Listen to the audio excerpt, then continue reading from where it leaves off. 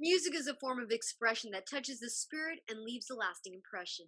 Joining me to talk about the impact creative outlets have on artists and in turn their audiences is musician John Acevedo, a member of the Orange County Pacific Symphony, and Christina Linhardt, a poet, writer, and musician. Welcome. Thank you so much. Thank you for having us. It is so lovely to see the two of you. She's also an actor. What, John? She's an actress too. Oh, I look forward to hearing a little bit about that as well. I was going to start off by saying that I know that the two of you recently collaborated on a piece entitled The Spirit Solitude. John, you composed the music and then you reached out to Christina, who then added her magical touch. So, John, what was your original inspiration for this musical piece? Well, I didn't really compose it. It's a improvisation on an etude by Astor Piazzolla, and the music it just went. I saw a few performances of it. There's another viola performance and a violin performance. It's originally written for flute, and it's an etude on how I dance a lot of tango, and I listen to a lot of tango music. I mean, every day, almost every day. And so this is a study in how to play a slow tango. They happen in the middle of the night, and usually there's an Argentinian guy. He's speaking, not singing. He's usually speaking, and there's a slow melody with him. And this is kind of a study on how to embellish that slow melody. So I started studying this thing, and I'm playing it, and I'm adding on. It was originally for flute, so I'm making it for a string instrument. I'm adding all kinds of notes and double stops and slides, and then I start. I have a good friend in Christina, and I'm starting to. When I perform something, I have like visions, a storyline in my head. So that's how I memorize the music. I don't memorize the notes. I memorize the character of the song. Well, this song is pretty stark without anything else. So I tried to get some musicians some Argentinian musicians to back up the melody and stuff like that. But everybody's in lockup. Nobody's doing anything. So I talked to her, and we have another project that we'll talk about later. That's the same kind of thing with words, with music that I'm supposed to be doing.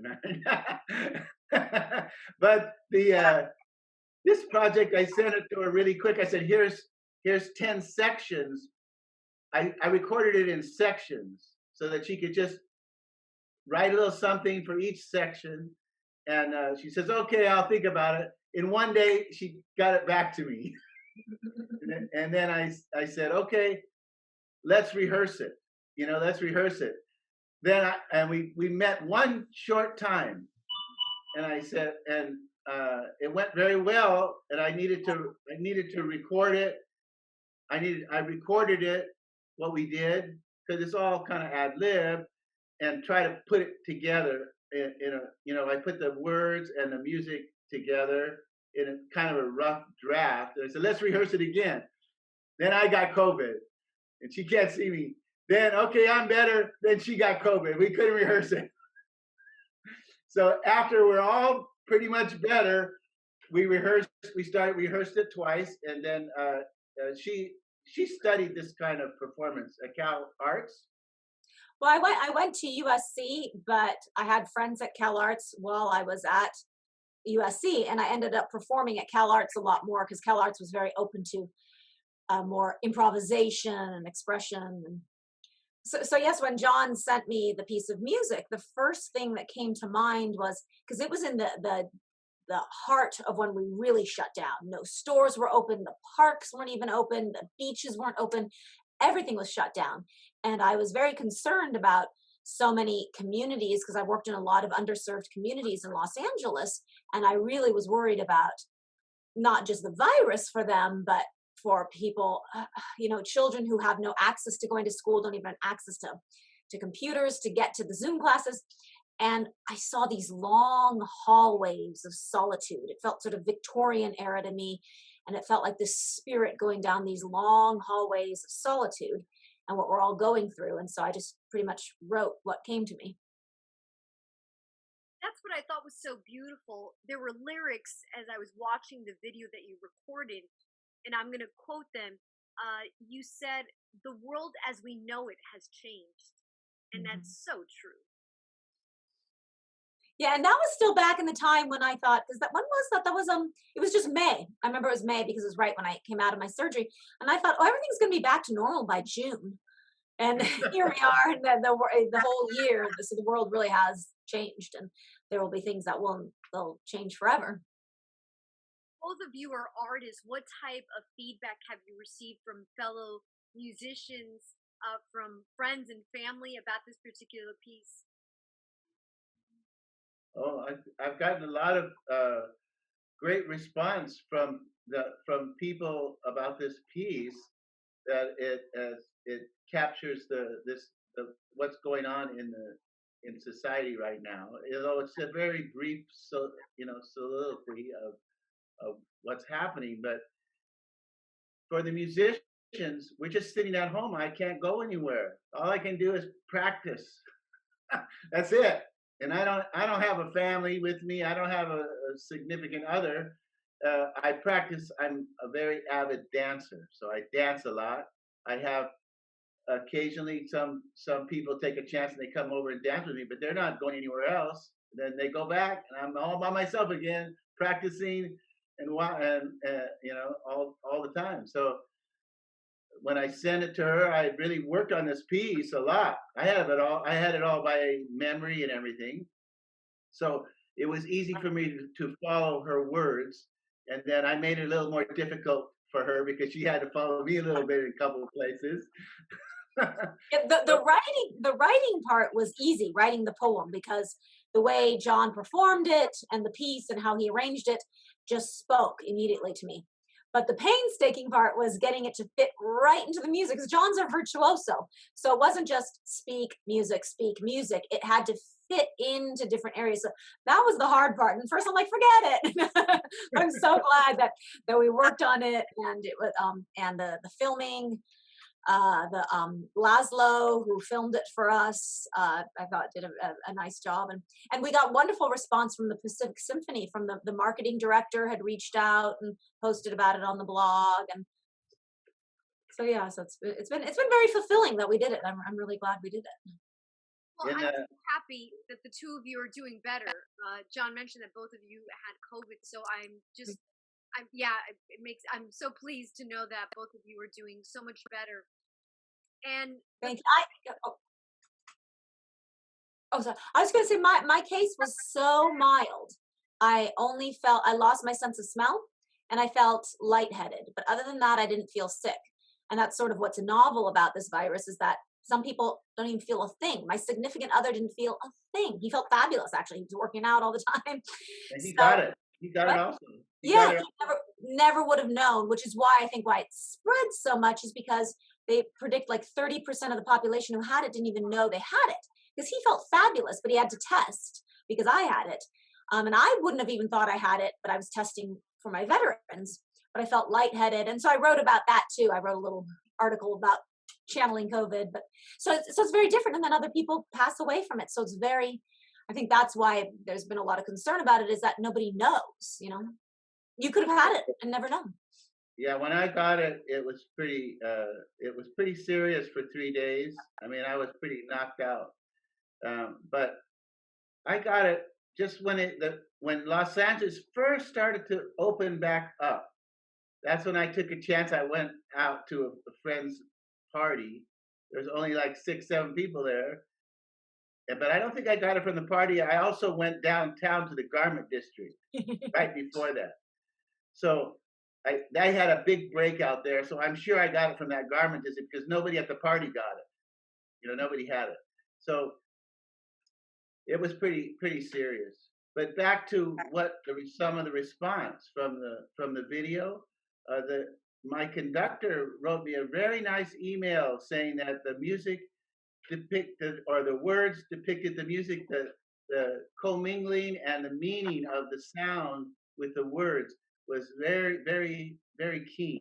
John, I know that you've had the opportunity as a musician to travel across Europe, Asia. What have those experiences been like? And when did you start playing? Oh, I started playing. I'm a product of the public school system. So I was exposed to music in the public schools. I wasn't brought up as a, usually nowadays, the little kids I study, the parents or the tiger moms bringing them to me, and you try to make them win all these competitions and everything. For me, I started in the middle of high school. I was my first teacher in the middle of high school.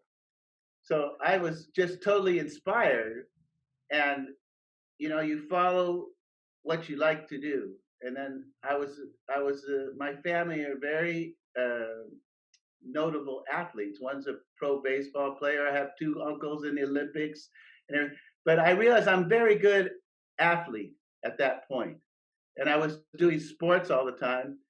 But I also realized I'm not the kind of athlete they were. When they would walk on the field or the gym, nobody could touch them. So good, right? So I felt a little bit inferior to them, although I was very good. And so I got playing this viola thing in the orchestra, and I asked my conductor, I said, when's the peak level of your playing? When do you lose everything? Because I watched all my relatives go a little bit crazy when they couldn't do their championship things anymore. And he says, about 55. He says, about 55, you got all the knowledge and the skill, and you can put it all together. So, that's great, a long career. That's all I was worried about. I wanted to be able to do something, for a long time that I like to do, that I wouldn't lose it at my 30 years old. You can't do gymnastics anymore. You can't play baseball that well. You have to redo your whole life. And I saw my relatives, this pretty traumatic thing for them, when you go from being the best at something to not being able to do it anymore. So I was very concerned with that at 16 years old. So then I just changed everything. And that's what I did. And as far as traveling, I just went to China a year and a half before the COVID hit. So I was over there, and everything was, trying to breathe the air was a little bit tough, but they had just started to. I guess there's a lot of touring organizations are going to China now. A lot of orchestras, because they were trying to get the population. When I was there, they would come to like a regular concert hall here. When you go to a concert here at a big concert hall, everybody kind of knows the etiquette and everything. But when you go to a big concert hall, these are big concert halls in China. They're put in by the Republic, the People's Republic, and they're trying to get the people used to a concert environment, which means before the concert, they have spotlights on the guys that take their cell phones out and they confiscate them. And at the end of one concert, we actually had a fist fight going on at the end of the concert, because the guy had his cell phone confiscated, and he was fighting the what do they call the guys that go in between the ushers? Ushers, yeah, he was having a fist fight with the usher while we were taking our bows. A lot more interesting over there than here. Yeah, so they're pretty strict about not having your cell phone there, and they have to give this big lecture before every concert. That was the most interesting thing I think about that, because they're not used to. I guess they're not used to these kind of big classical concerts with the symphony and everything. But it was a good response, and we played great. And I also danced tango every night while I was there. So they always had to be in tango. If you know anything about tango, it's always in dark, weird places, and it's the same in China. I would go. Give the address to my taxi driver, and he wouldn't know where it was, because it wasn't a place where tourists usually go or anything.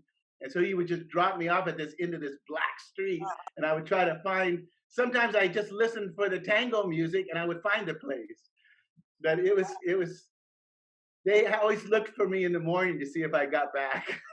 That sounds like a good short story. You never told me that one, but I'm already thinking of a story. Potential collaboration. Right. Now, Christina has the most interesting traveling story, and she did a documentary on it. That she did. She took a circus to Guantanamo Bay.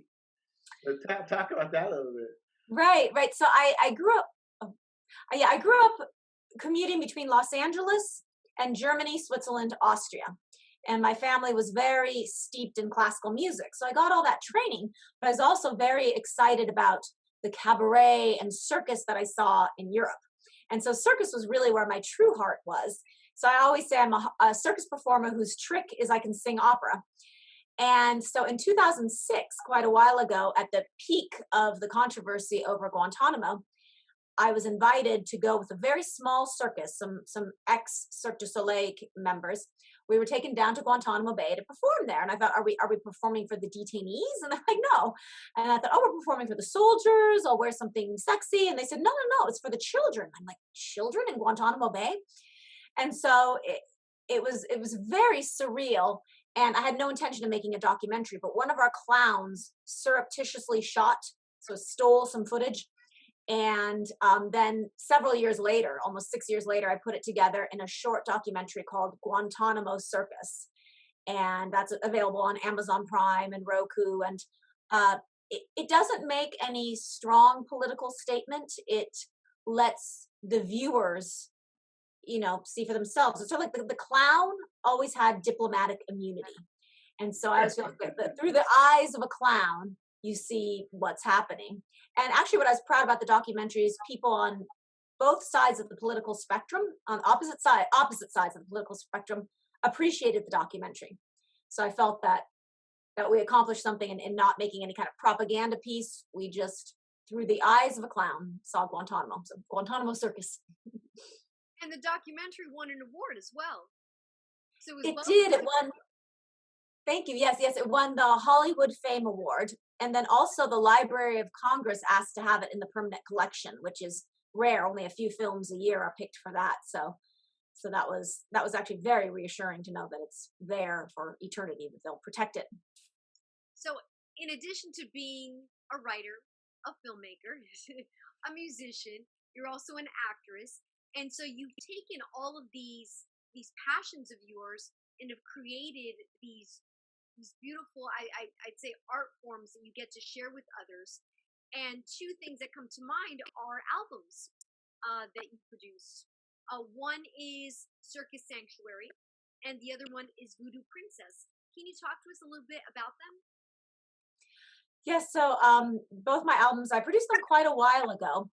And having had the classical background, I took a lot of classical tunes that were public domain, but then rearranged them. So I took the Carmen Habanera, but made it more of a salsa cumbia. And I took O mio vino caro by Puccini, but made it sort of tropical, Kenny G.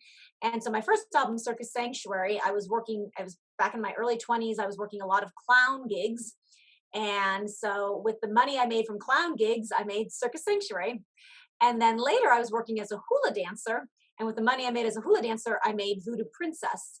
And on both albums, I hired a lot of great studio players who had played with everybody, and too many to name. And so I have these great musicians just soloing away on the albums and really bringing it to life. So it's not all just computer. It's a lot of great live musicians.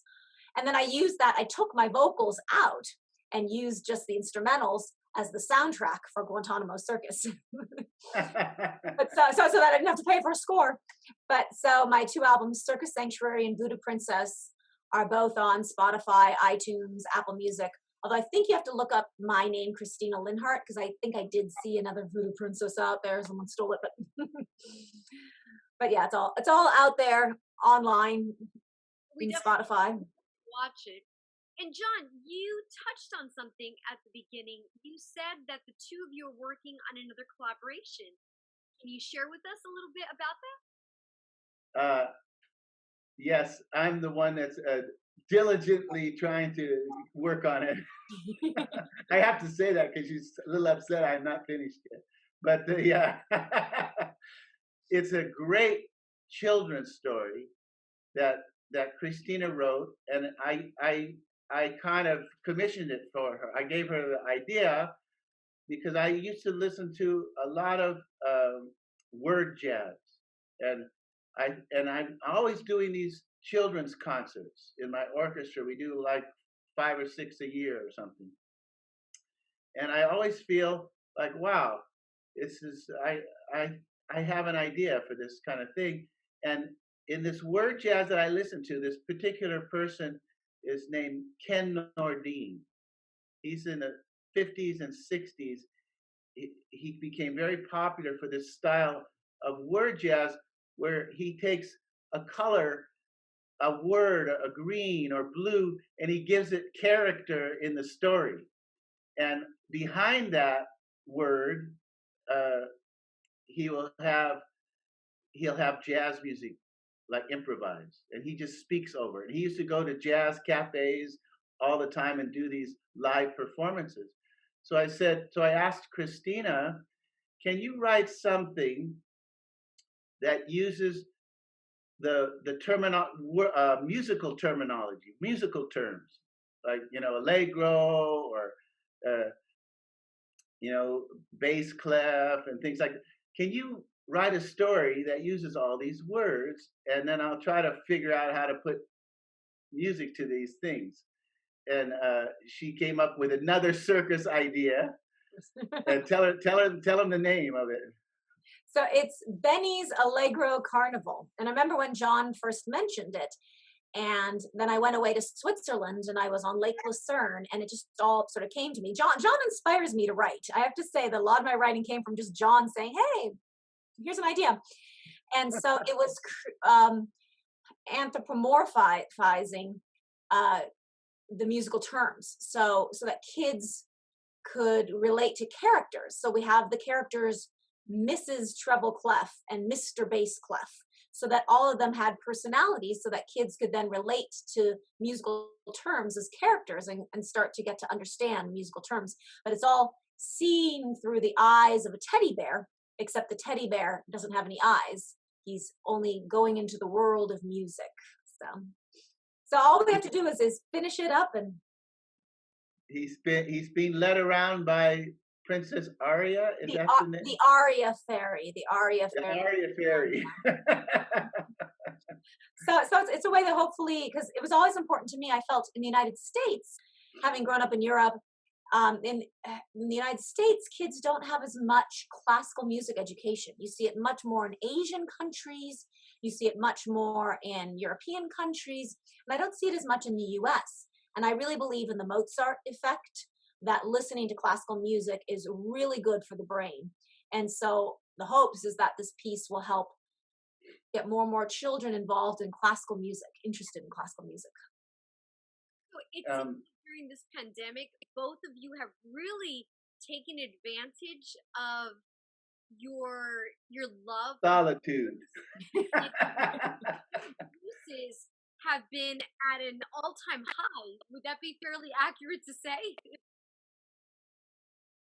I didn't quite catch that, but I'm not having a very good time. She's got a fiance now. Not just not a significant other. She just got engaged. But for me, every day I'm trying to figure out what to do with myself. I have a lot of projects, but I'm not used to being like alone. I'm just alone all the time. So this is kind of rough. But I do think that people that like musicians like she and I, or people that are artists, we spend so much time practicing by ourselves. It's not too shocking. It's just that when I'm not practicing, I'm going in front of a couple thousand people playing a concert. And I'm in environments where there's all kind of people, like a lot of people.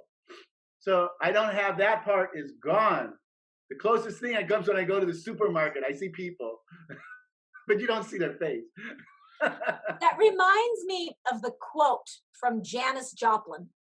And her quote was, "Every night I make love to 1,200 people on stage, and then I go home alone." And Yeah. it's sort of like that. But you got a lot done on our children's piece. You got a lot done, and then the Spirit Solitude. So you got a lot done. The beginning of quarantine, I took all that time to put together a book because I worked with Alzheimer's patients doing theater as therapy, but it's mostly poetry. And so the Alzheimer's patients had together, I would give them images and they would say words, and then I'd write it down in poems. And I had years of that. And so during this quarantine, I was able to compile it all into a book about working with Alzheimer's patients, using creativity with Alzheimer's patients, and also using their poetry. So it was good to have that time. I look forward to talking to you about that in the near future. Thank you. Yeah, Christina just doesn't talk about helping homeless or whatever. She's out there doing something. So that's really, I really respect her for that. That's really something. Thank you. I just go out and dance. Speaking of dancing, I know that both of you, I know, John, that you love to dance, and I've had the pleasure of watching you in action. And Christina, I know that you mentioned a little bit about dancing as well. So is that an area that the two of you have explored, not together, but have you explored it during this pandemic as well and created something? Well, I think that's how we reconnected, is John and I had done a concert together for the Goethe Institute. And actually, I found a newspaper clipping of that with a picture of us. I'll try to get that to you. We had worked together, and then we stayed on each other's email list, and then I saw he was dancing, so then we did some tango dancing, and then together John was teaching me some tango dancing, but then I came to some of his concerts, and then that just inspired writing. She wrote some incredible verse to the experience of that particular concert, and even my orchestra wanted to hire her as a reviewer, but they cannot pay enough money for sure. But I'll never forget one of the quotes. This guy was playing a Debussy piano. I forget what the piece was. Rachmaninoff. Rachmaninoff. Was it Rachmaninoff? You sure it was Rachmaninoff? Yeah, it was the Rocky. And she said, no, Shostakovich. I think it was Debbie. It was some French Ravel or something. It was French because her description of his sound was, it was a koi pond of love. So I never heard a description like that. It was very interesting. I can only imagine what your wedding vows are going to be. I've talked about that, and part of me says, let's just not even have a ceremony. I have a piece to play. Oh, okay. Music. I'm working on a solo version of Traumerei, the Schumann. Oh yes, yes. Dream or reverie. What does it mean? Traumerei. Dream. Basically like a traum is dream, but like a reverie. You're right. I think I sang. There are words to that, aren't there? I've never seen the words. I want to see them, so you're gonna have to text me the words. Yeah, I think there were, because I think I sang that for a wedding somewhere. Träumerei somewhere. She's, by the way, Christina's father was an extremely important German linguist or ambassador for Germany or something. What was it exactly? Yeah, so he ran the German department at USC, but he also started the Max Kade Institute for German, Austrian, Swiss Studies. So we grew up in the diplomatic world, and he also was very big on German-Jewish reconciliation. He started the German-Jewish dialogue because he felt a lot of German guilt for the Holocaust, even though he was only 6 years old when World War II ended. He grew up behind the Iron Curtain, and then he came here, and he created a safe space for second-generation Germans and Jews from the Holocaust to meet and be able to find healing. So he was rewarded with medals of honor for that, and then also his work was on German immigrants here in the United States. So. You both have such fascinating backgrounds. The more you share, it's like, oh wow, I didn't know that. Like that's really fascinating. Do you find that? So you just mentioned talking about your dad. Are there things that he's done that have impacted things that you do now, or even in the way that you express yourself through your art form? Definitely the whole German cabaret thing, because we were in Germany so often, and so that sort of became my niche here in town, was the German cabaret. And then I guess with the whole his work on his work community, the German Jewish reconciliation, that hasn't been my path, but other sorts of I guess you would say humanitarian work. I mean, working with the veterans, although in no way do I feel like I'm helping the veterans. I feel like they're helping me. I mean, the exchange that I do with the veterans is amazing. So I think definitely the German cabaret, and then the humanitarianism, I think. Christina is a par excellence entertainer, a jack of all trades. She also works at the Magic Castle. She performs at the Magic Castle, very famous place in Los Angeles. You have to have a special pass and all kind of things. It's not just, oh, I got a gig there. It's very difficult to get a job there. When it comes to the dancing, anyone who knows you rather well, or even those that may not know you well, know that you have this love for dancing, and you've competed. In fact, am I accurate? Yeah, I got in I guess I was in the finalists of the LA's top stalker dancers.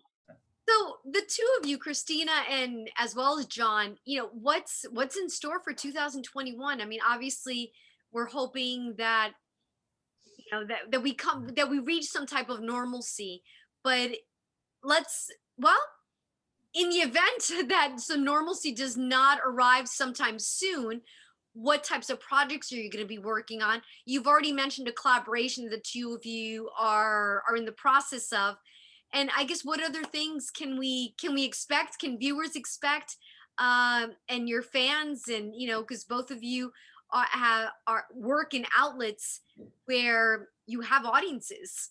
You're all about being on stage. So what do you hope for in 2021? Right. Well, we have no idea what's going to happen, and hopefully there will be normalcy with a vaccine and eventually enough people reaching herd immunity. And historically, pandemics burn out on their own, period. Otherwise, we wouldn't have survived the Black Plague or the Spanish flu. So, and they didn't have a vaccine. So historically, it has, we have to burn out eventually. I made a second documentary called Troy, the Original Ladyboy, about this amazing crooner. He was just this amazing singer. And so I'm hoping to release that. Not quite sure what outlet we're going to go for with that. And I thought you did already. What? I thought you that was already out. It premiered, it showed at the Heartland Film Festival. We were flown in for their first ever Pride Stride, and we had the rainbow carpet, and so it premiered at the Heartland Film Festival, which is a big one, and also the Burbank Film Festival, but we haven't released it, and I think probably we'll see if we can get it on Amazon Prime, and then try to get a couple of my books published, but it's harder to publish books than it is to publish magazine articles. And then I created a million sizzle reels for a million different docu-series. But you know how the industry is, so. Christina has tentacles out in every genre. It just depends, it just depends on if people like me finish their jobs and they got one out. But right, yes, we're going to finish Benny. We're going to finish our piece. Yeah, she's threatened to come over and just stand over my shoulder and watch me finish it. But I'm going to get on it. With a whip, I'll bring the whip. Yeah, and but that's probably the next biggest project. I also have I'm practicing. I got a lot of solo pieces, so I might do some more solo things on the YouTube. But I think this children's story is going to be really something. It's incredible thing she wrote. So I have to finish my part. I'll be over soon. speaking of the original piece that we talked about, the solitude, right now I'd love to share with viewers just a glimpse of it. Yeah, Let, great. let's take a look.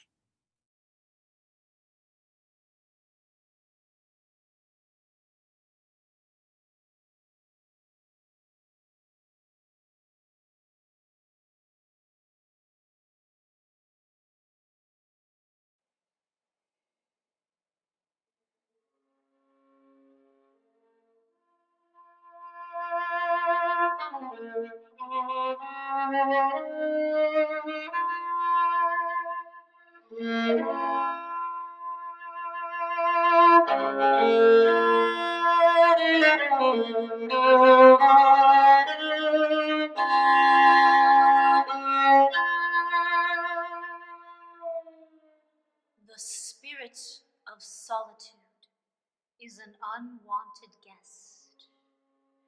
She haunts my halls.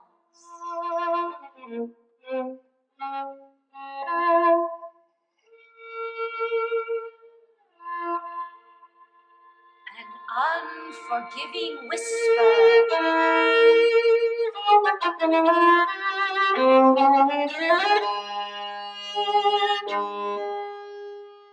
She reminds me of humanity's pain.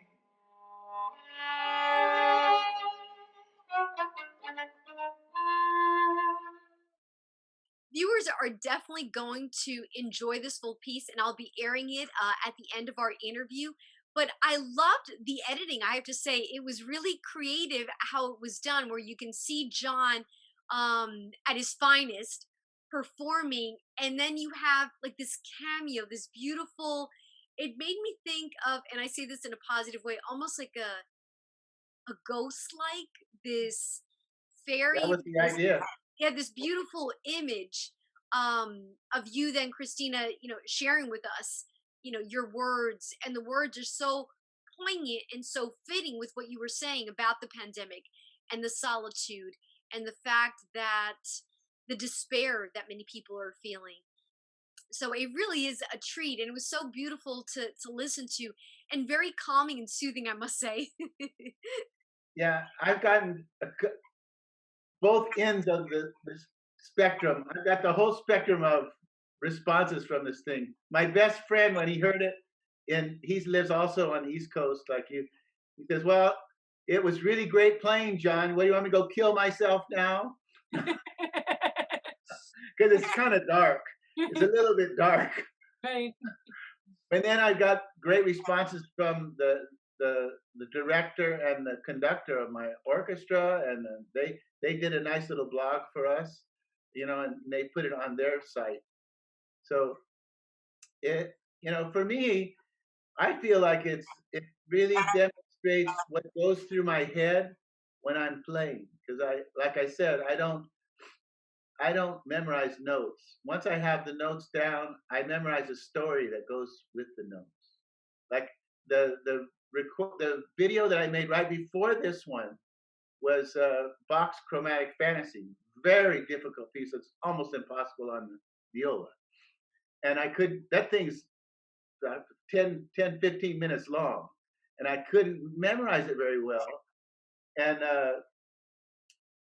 so I made up a little story. I told Christina how I was memorizing and stuff, and maybe that was before this project, so maybe she got that in her brain a little bit too. I don't know, but that's how I perform usually, and that's how I can survive in the orchestra, because usually the viola part is kind of it's the center of the music.